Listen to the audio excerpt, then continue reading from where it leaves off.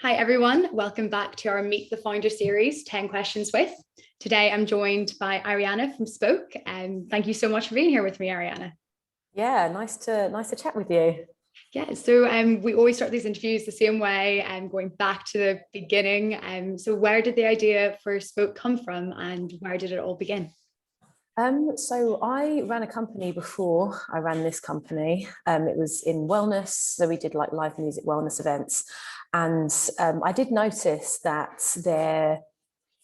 it was a very saturated market. So you really only saw the same kind of people in the wellness industry. It was a very kind of like older female audience. And then in 2017, my younger brother's best friend committed suicide.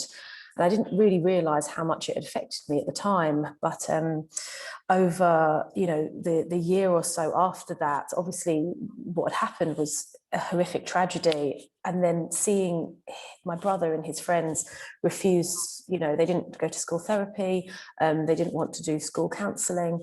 And like I was aware of all of these mental health tools that have the capacity to help people really manage their emotions and their feelings. And I could see that none of these tools were culturally relevant. They were all either clinical or kind of wrapped in like yogi language. And I guess just that whole situation I found completely unacceptable.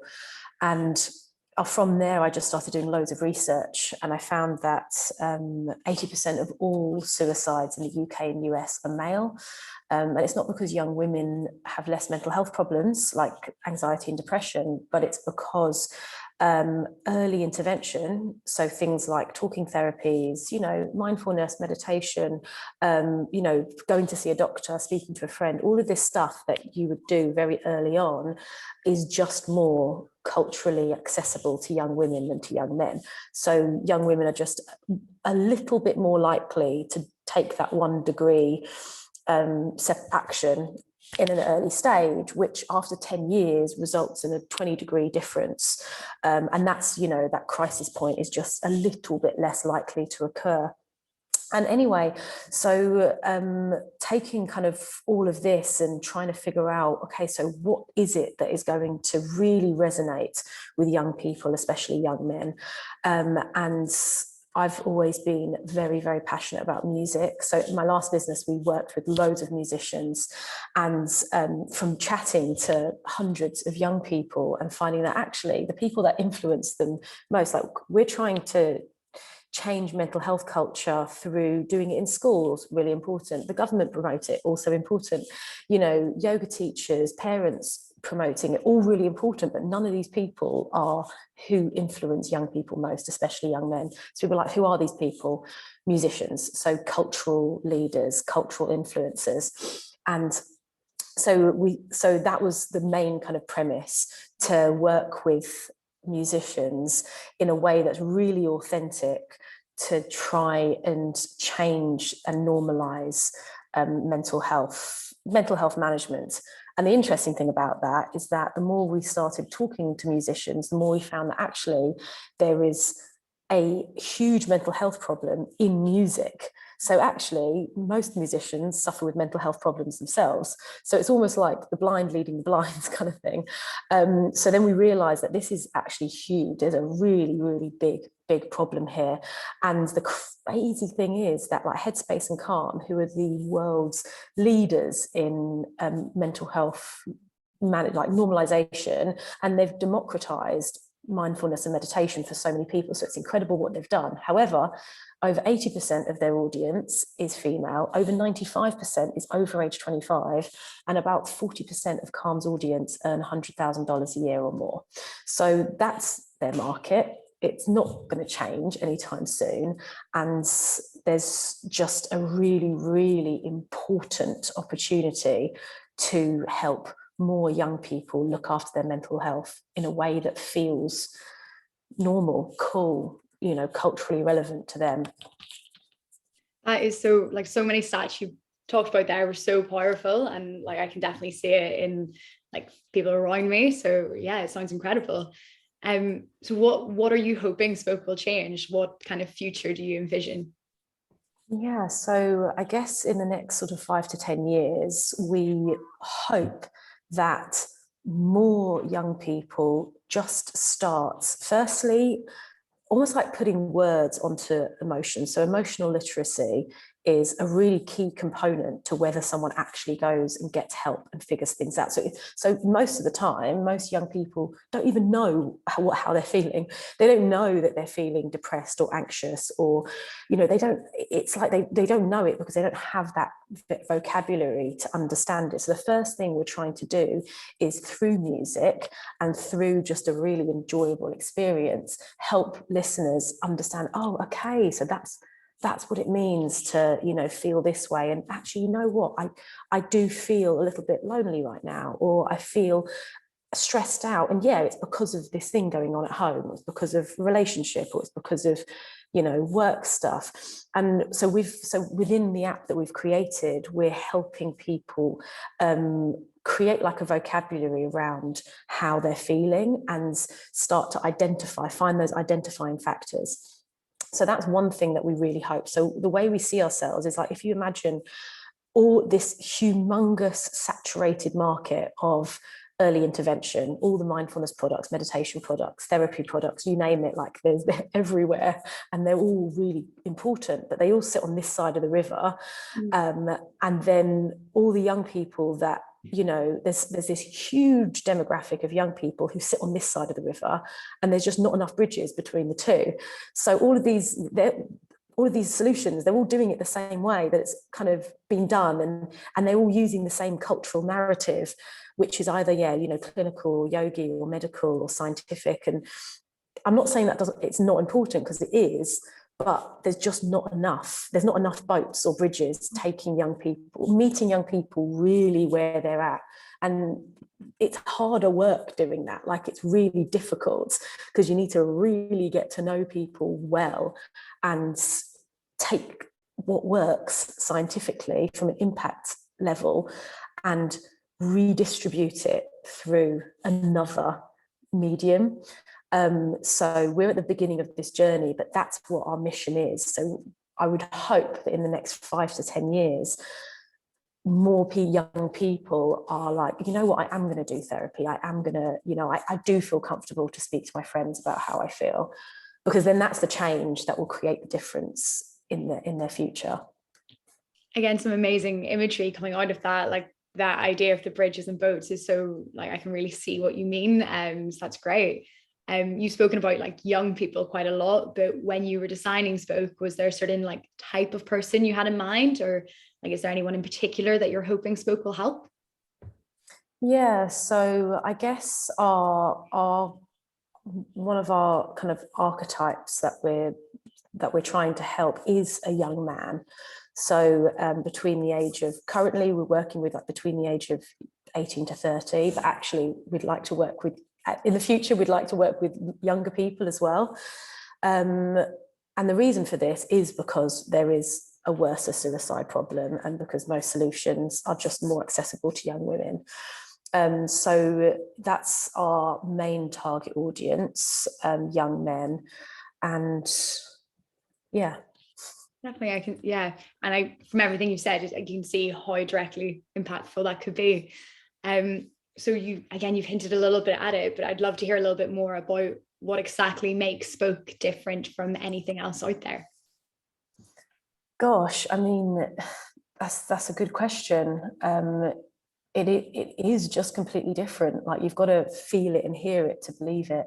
So we kind of sit in the intersection between the utility of a mental health product, like your Headspaces, your Calms, all of these, incredible products that form a utility, like this is a habit I need to create, and the entertainment of a music product, so Spotify, Apple Music.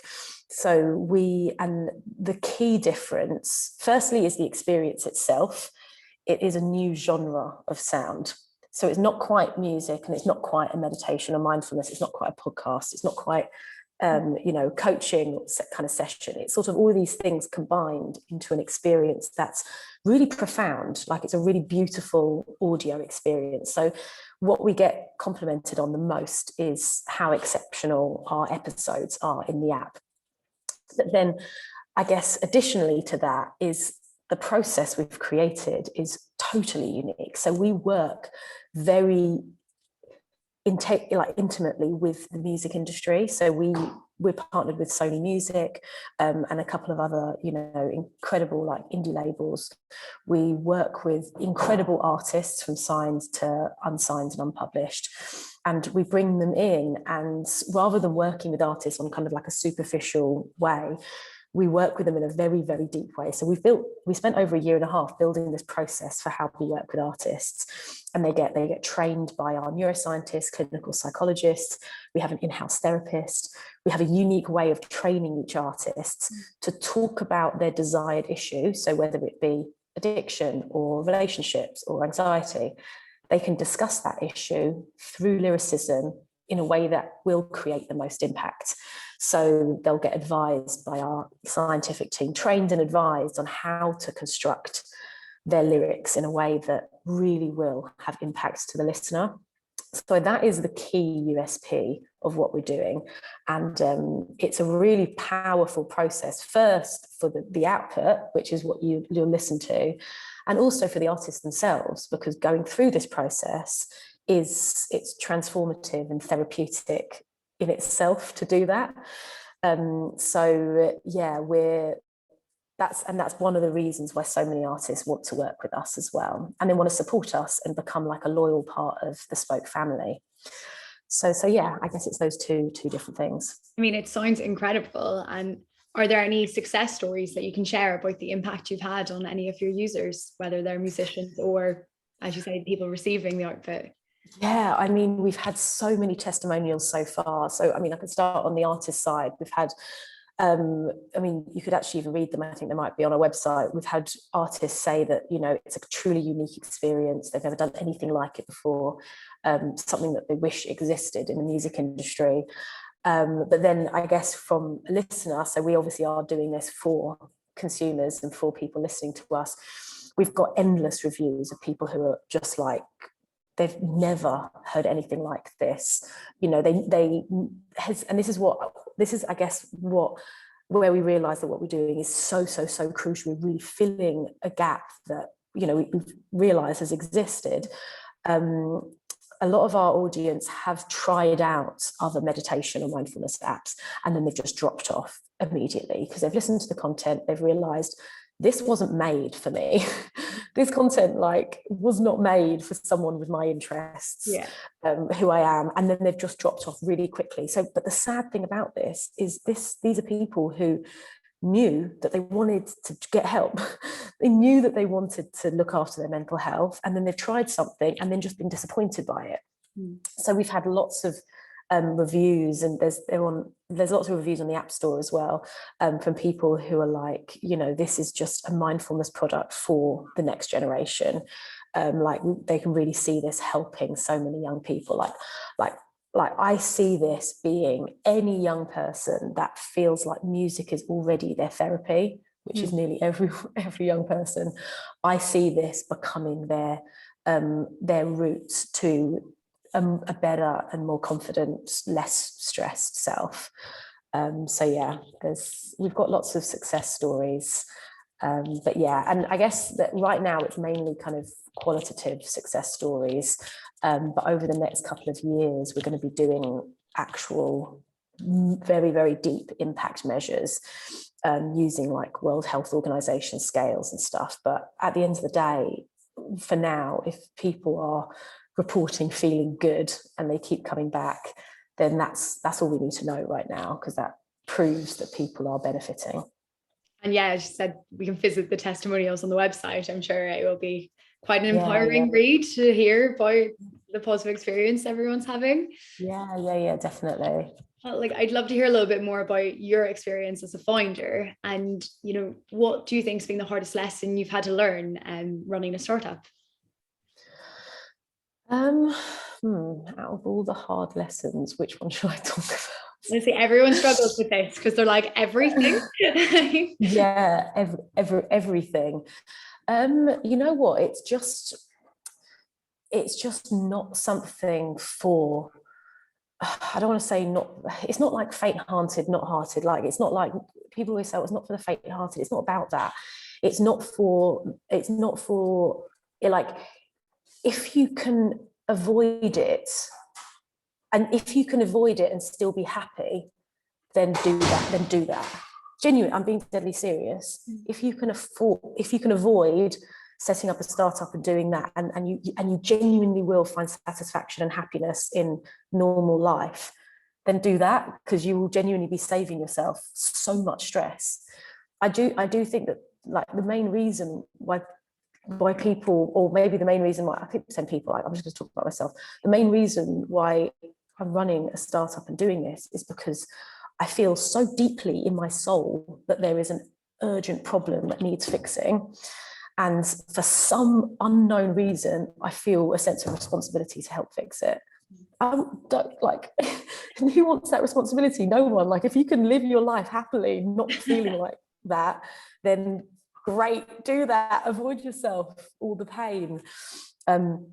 But yeah, so I guess that's kind of it was a hard lesson, but also I think that's why, if you genuinely do want to run something, not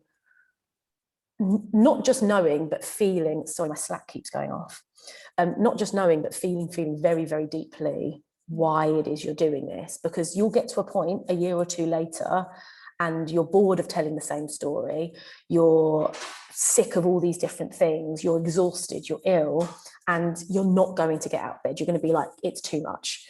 And if you don't have that, like, feeling in your bones that I have to figure this out or no one else will, then yeah. So that's what I think is really important. No, thank you for the honesty as well, because I think, yeah, just really examining your own motivations behind starting it is yeah important. Yeah, you can't be doing it for the money, or you can't be doing it for any of those reasons, like, because the payoff won't be, do you know what I mean? You just can't. I guess it's the same you with anything. put so much of yourself into it, so knowing doing that is really important. It's the emotional exhaustion, like, it's, you know, because if you're not putting emotion into it, then you're not doing it right anyway. But that's the part that will really get you, and you'll burn out a lot because you care so much, so you keep going, and you don't realize when you're burning out either. And obviously, you now have you've got co-founders, a team. Yes. What do you think is the most important quality in having these people around you? To be honest, there's no specific quality in finding a team. It's just about finding complementary people. Yeah. So whoever you are, like, you need to know who you are and what you bring, and then you need to make sure your team bring complementary things. So you don't bring, like, a mate in who you share a load of similar traits and skills, because within a year you'll overlap and you'll fall out. Or don't bring so the first thing is really understanding what you're good at, where, not even what you're good at, but where your zone of genius is. So, like, at what tasks do you get into your flow state, and do you forget time exists, and can you just keep on going and creating? Like, where's that pocket for you? And then you just own that part, and then find people who have skills and zones of geniuses in different areas, because then you'll start creating, like, a spider web, and then that spider web will become really strong. But if you've got, like, 2 or 3 people all over here, it's literally not going to work. So that's the main thing with building a team, and especially co-founders. If you're like this, forget it. You've got to be like this. So there's actually, we did this, actually, I think my whole team have done this now, is this assessment that I found in Rocket Fuel, that book, Rocket Fuel. It's called the Crystallizer Assessment. So I would suggest that you do that. I think you can just type in Crystallizer Assessment, Rocket Fuel, and it will come up. And it basically tells you whether you're an integrator or a visionary. So, like, a visionary is someone who kind of thinks big picture. They kind of break down the doors. They like to talk about stuff. They're kind of like a kind of campaigner like this, but they might not necessarily be as good as, like, building the building blocks and plotting the foundations and making sure things run effectively. And then an integrator is someone who is more likely to take a vision and be like, right, this is how we get it done. And they'll build the building blocks, they'll map the structure, and they'll basically like start paving the road to get there. You basically can't run a company without, if you lack one of these things, it just won't work. So most people are on the spectrum between two. So I'm like a 90% visionary, 40% integrator. I could do integrator stuff, but it's not my zone of genius. And my co-founder's like basically the opposite. So that's how, like, I knew we were a good team. Yeah, so it's an interesting, I mean, whether it's really accurate or not, I don't know, but it's an interesting assessment. I think sometimes having frameworks in which to think about things can be a useful exercise, even if you don't like adhere to them completely. And also zone of genius is not my favorite term. I'm going to be, anytime I'm in the zone now, I'm going to be thinking this is my zone of genius. No, I think that zone of genius is so important, because it's not about what you can and can't do. Like I think people always like apply to jobs, for example, and they're like, okay, this is what the job description is, so this is what I'm going to say I'm good at. And of course, any smart person can do most things. Like anyone can do anything. Like I've got no doubt about that. But it's more about what are the tasks that I get genuine fulfillment, that I just so naturally do so well, and it doesn't feel like a chore to do it. So it's important, not just what you can do, but where you naturally sit. That's a really important thing to know. Then, so what's next for you and Spoke, and how can people help if they want to get involved? So I guess the main thing to do is just download the app. We're on the App Store. Just type in, I think actually if you type in Spoke, we're one of the first that comes up now, right, which is good. But then just in case, type in Spoke Music into Apple App Store. We'll be on Android in the next few months. For now, we're just on iPhone, unfortunately. But yeah, just type in Spoke Music into the App Store, download the app, and have a listen to at least like 2 or 3, because each episode is so different. It really depends on your mood and what you're trying to achieve.